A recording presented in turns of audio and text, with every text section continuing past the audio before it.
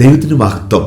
ഇന്ന് 119 ദിവസം നാം വായിക്കുന്നത് സംഖ്യാപുസ്തകം 2 അധ്യായവും 119 സങ്കീർത്തനം 89 മുതൽ 136 വരെയുള്ള വാക്യങ്ങളും റോമാലേഖനം 2 അധ്യായവുമാണ്. സംഖ്യാപുസ്തകം 2 അധ്യായം. യഹോവ പിന്നെയും മോശയോടും അഹരോനോടും അരുളി ചെയ്തത്, ഇസ്രായേൽ മക്കളിൽ ഓരോരുത്തൻ താന്താന്റെ ഗോത്രത്തിന്റെ അടയാളത്തോടു കൂടിയ കൊടിക്കരികെ പാളയമിറങ്ങണം. സമാഗമന കൂടാരത്തിനെതിരായി ചുറ്റും അവർ പാളയമിറങ്ങണം. യഹൂദ പാളയത്തിന്റെ കൊടിക്കീഴുള്ളവർ ഗണം ഗണമായി കിഴക്ക് സൂര്യോദയത്തിന് നേരെ പാളയമിറങ്ങണം. യഹൂദയുടെ മക്കൾക്ക് അമീനാദാബിന്റെ മകൻ നഹശോൻ പ്രഭുവായിരിക്കണം. അവന്റെ ഗണം ആകെ 74,500 പേർ. അവന്റെ അരികെ ഇസാഖാർ ഗോത്രം പാളയമിറങ്ങണം. ഇസാഖാറിന്റെ മക്കൾക്ക് സുവാറിന്റെ മകൻ നെഥനയേൽ പ്രഭുവായിരിക്കണം. അവന്റെ ഗണം ആകെ 54,400 പേർ. പിന്നെ സെബുലൂൻ ഗോത്രം, സെബുലൂന്റെ മക്കൾക്ക് ഹേലോന്റെ മകൻ ഏലിയാബ് പ്രഭുവായിരിക്കണം. അവന്റെ ഗണമാകെ 57,400 പേർ. യഹൂദ പാളയത്തിലെ ഗണങ്ങളിൽ എണ്ണപ്പെട്ടവർ ആകെ 186,400 പേർ.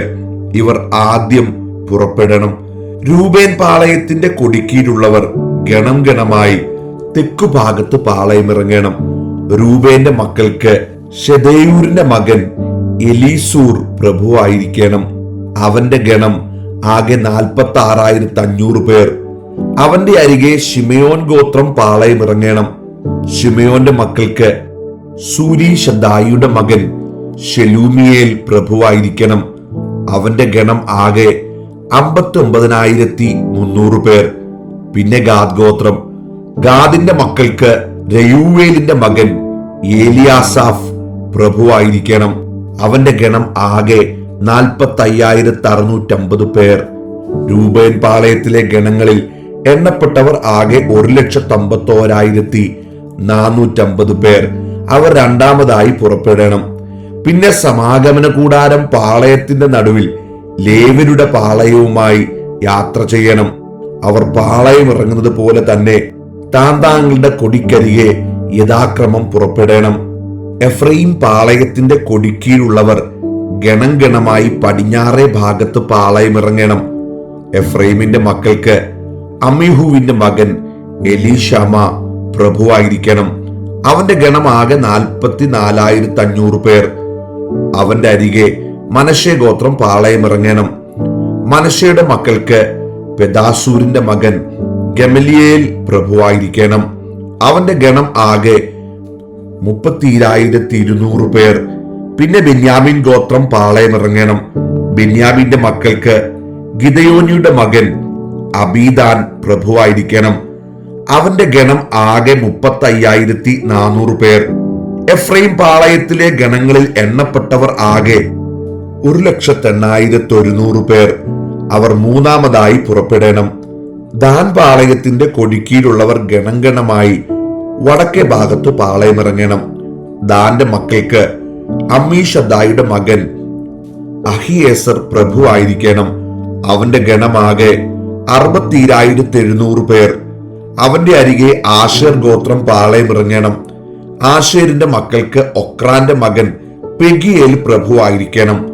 അവന്റെ ഗണമാകെ 41,500 പേർ. പിന്നെ നഫ്താലി ഗോത്രം പാളയമിറങ്ങണം. നഫ്താലിയുടെ മക്കൾക്ക് ഏനാന്റെ മകൻ അഹീര പ്രഭുവായിരിക്കണം.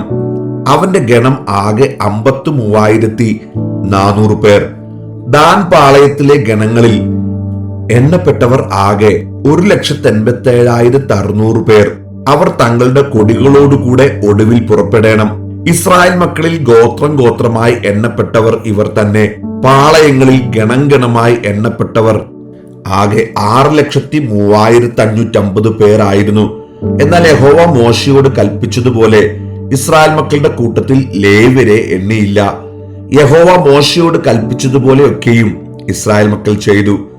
അങ്ങനെ തന്നെ അവർ താന്താങ്ങളുടെ കൊടിക്കരികെ പാളയമിറങ്ങി. അങ്ങനെ തന്നെ അവർ കുടുംബം കുടുംബമായും കുലം കുലമായും പുറപ്പെട്ടു. 119 സങ്കീർത്തനം 89 മുതൽ 136 വരെയുള്ള വാക്യങ്ങൾ. യഹോവേ, നിന്റെ വചനം സ്വർഗത്തിൽ എന്നേക്കും സ്ഥിരമായിരിക്കുന്നു. നിന്റെ വിശ്വസ്തത തലമുറ തലമുറയോളം ഇരിക്കുന്നു. നീ ഭൂമിയെ സ്ഥാപിച്ചു, അത് നിലനിൽക്കുന്നു. അവ ഇന്നുവരെ നിന്റെ നിയമപ്രകാരം നിലനിൽക്കുന്നു. സർവസൃഷ്ടികളും നിന്റെ ദാസന്മാരല്ലോ. നിന്റെ ന്യായപ്രമാണം എന്റെ പ്രമോദമായിരുന്നില്ലെങ്കിൽ ഞാൻ എന്റെ കഷ്ടതയിൽ നശിച്ചു പോകുമായിരുന്നു. ഞാൻ ഒരു നാളും നിന്റെ പ്രമാണങ്ങളെ മറക്കയില്ല. അവയെ കൊണ്ടല്ലോ നീ എന്നെ ജീവിപ്പിച്ചിരിക്കുന്നത്.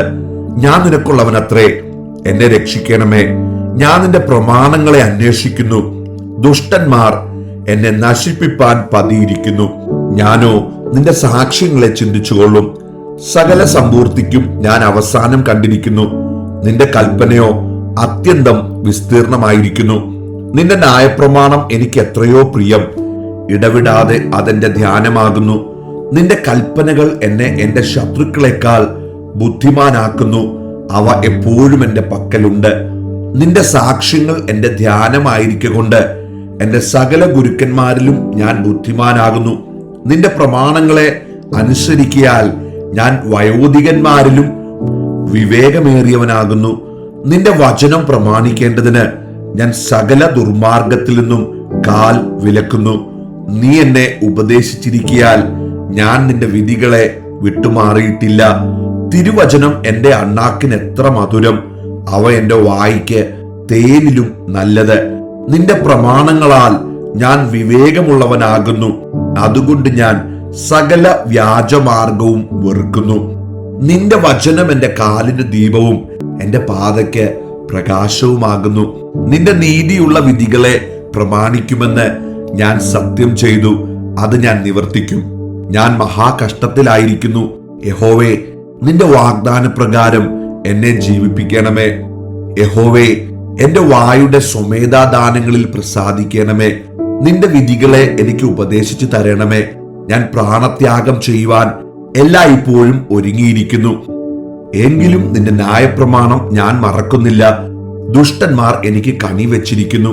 എന്നാലും ഞാൻ നിന്റെ പ്രമാണങ്ങളെ ഉപേക്ഷിക്കുന്നില്ല. ഞാൻ നിന്റെ സാക്ഷ്യങ്ങളെ ശാശ്വത അവകാശമാക്കിയിരിക്കുന്നു. അവ എന്റെ ഹൃദയത്തിന്റെ ആനന്ദമാകുന്നു. നിന്റെ ചട്ടങ്ങളെ ഇടവിടാതെ എന്നേക്കും ആചരിപ്പാൻ ഞാൻ എന്റെ ഹൃദയത്തെ ചായ്ച്ചിരിക്കുന്നു. ഇരുമനസ്സുള്ളവരെ ഞാൻ വെറുക്കുന്നു. എന്നാൽ നിന്റെ ന്യായപ്രമാണം എനിക്ക് പ്രിയമാകുന്നു. നീ എന്റെ മറവിടവും എന്റെ പരിചയമാകുന്നു. ഞാൻ തിരുവചനത്തിൽ പ്രത്യാശ വച്ചിരിക്കുന്നു. എന്റെ ദൈവത്തിന്റെ കൽപ്പനകളെ ഞാൻ പ്രമാണിക്കേണ്ടതിന് ദുഷ്കർമ്മികളെ എന്നെ വിട്ടകന്നു പോകുവിൻ. ഞാൻ ജീവിച്ചിരിക്കേണ്ടതിന് നിന്റെ വചനപ്രകാരം എന്നെ താങ്ങണമേ. എന്റെ പ്രത്യാശയിൽ ഞാൻ ലജ്ജിച്ചു പോകരുതേ. ഞാൻ രക്ഷപ്പെടേണ്ടതിന് എന്നെ താങ്ങണമേ. നിന്റെ ചട്ടങ്ങളിൽ ഞാൻ നിരന്തരം രസിക്കും. നിന്റെ ചട്ടങ്ങളെ വിട്ടുപോകുന്നവരെയൊക്കെയും നീ നിരസിക്കുന്നു. അവരുടെ വഞ്ചന വ്യർത്ഥമാകുന്നു. ഭൂമിയിലെ സകല ദുഷ്ടന്മാരെയും നീ കീടത്തെ പോലെ നീക്കിക്കളയുന്നു. അതുകൊണ്ട് നിന്റെ സാക്ഷ്യങ്ങൾ എനിക്ക് പ്രിയമാകുന്നു. നിങ്ങളുള്ള ഭയം നിമിത്തം എന്റെ ദേഹം രോമാഞ്ചം കൊള്ളുന്നു. നിന്റെ വിധികൾ നിമിത്തം ഞാൻ ഭയപ്പെടുന്നു. ഞാൻ നീതിയും ന്യായവും പ്രവർത്തിക്കുന്നു. എന്റെ പീഡകന്മാർക്ക് എന്നെ ഏൽപ്പിച്ചു കൊടുക്കരുതേ. അടിയന്റെ നന്മയ്ക്കു വേണ്ടി ഉത്തരവാദിയായിരിക്കണമേ. അഹങ്കാരികൾ എന്നെ പീഡിപ്പിക്കരുതേ. എന്റെ കണ്ണ് നിന്റെ രക്ഷയെയും നിന്റെ നീതിയുടെ വചനത്തെയും കാത്തിരുന്ന് ക്ഷീണിക്കുന്നു. നിന്റെ ദയയ്ക്ക് തക്കവണ്ണം അടിയനോട് പ്രവർത്തിച്ച് നിന്റെ ചട്ടങ്ങളെ എനിക്ക് ഉപദേശിച്ചു തരണമേ. ഞാൻ നിന്റെ ദാസനാകുന്നു. നിന്റെ സാക്ഷ്യങ്ങളെ ഗ്രഹിപ്പാൻ എനിക്ക് ബുദ്ധി നൽകണമേ. യഹോവേ, ഇത് നിനക്ക് പ്രവർത്തിപ്പാനുള്ള സമയമാകുന്നു. അവർ നിന്റെ ന്യായപ്രമാണം ദുർബലമാക്കിയിരിക്കുന്നു. അതുകൊണ്ട് നിന്റെ കൽപ്പനകൾ എനിക്ക് പൊന്നിലും തങ്കത്തിലും അധികം പ്രിയമാകുന്നു. ആകയാൽ നിന്റെ സകല പ്രമാണങ്ങളും ഒത്തതെന്ന് എണ്ണി ഞാൻ സകല വ്യാജമാർഗത്തെയും വെറുക്കുന്നു. നിന്റെ സാക്ഷ്യങ്ങൾ അതിശയകരമാകയാൽ നിന്റെ മനസ്സ് അവയെ പ്രമാണിക്കുന്നു. നിന്റെ വചനങ്ങളുടെ വികാസനം പ്രകാശപ്രദമാകുന്നു. അത് അല്പബുദ്ധിയെ ബുദ്ധിമാന്മാരാക്കുന്നു. നിന്റെ കൽപ്പനകൾക്കായി വാഞ്ചിക്കയാൽ ഞാൻ എന്റെ വായ് തുറന്ന് കിഴയ്ക്കുന്നു. തിരുനാമത്തെ സ്നേഹിക്കുന്നവർക്ക് ചെയ്യുന്നത് പോലെ നീ എങ്കിലേക്ക് തിരിഞ്ഞ് എന്നോട് കൃപ ചെയ്യണമേ. എന്റെ കാലടികളെ നിന്റെ വചനത്തിൽ സ്ഥിരമാക്കണമേ. യാതൊരു നീതികേടും എന്നെ ഭരിക്കരുതേ. മനുഷ്യന്റെ പീഡനത്തിൽ നിന്ന് എന്നെ വിടുവിക്കണമേ. എന്നാൽ ഞാൻ നിന്റെ പ്രമാണങ്ങളെ അനുസരിക്കും. അടിയന്റെ മേൽ നിന്റെ മുഖം പ്രകാശിപ്പിച്ച് നിന്റെ ചട്ടങ്ങളെ എനിക്ക് ഉപദേശിച്ചു തരണമേ. അവർ നിന്റെ ന്യായപ്രമാണത്തെ അനുസരിക്കാതെ കൊണ്ട് എന്റെ കണ്ണിൽ നിന്ന് ജലനദികൾ ഒഴുകുന്നു. റോമാലേഖനം 2-ാം അധ്യായം. അതുകൊണ്ട് വിധിക്കുന്ന ഏതു മനുഷ്യനുമായുള്ളവേ, നിനക്ക് പ്രതിവാദം പറവാൻ ഇല്ല. അന്യനെ വിധിക്കുന്നതിൽ നീ നിന്നെ തന്നെ കുറ്റം വിധിക്കുന്നു. വിധിക്കുന്ന നീ അത് തന്നെ പ്രവർത്തിക്കുന്നുവല്ലോ. എന്നാൽ ആ വക പ്രവർത്തിക്കുന്നവരുടെ നേരെ ദൈവത്തിന്റെ വിധി സത്യാനുസരണയായിരിക്കുന്നു എന്ന് നാം അറിയുന്നു.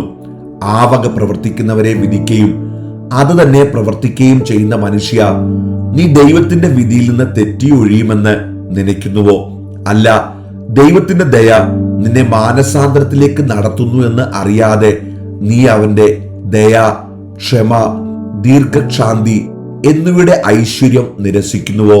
എന്നാൽ നിന്റെ കാഠിന്യത്താലും അനുതാപമില്ലാത്ത ഹൃദയത്താലും നീ ദൈവത്തിന്റെ നീതിയുള്ള വിധി വെളിപ്പെടുന്ന കോപ ദിവസത്തേക്ക് നിനക്ക് തന്നെ കോപം ചരുതിച്ചു വെക്കുന്നു.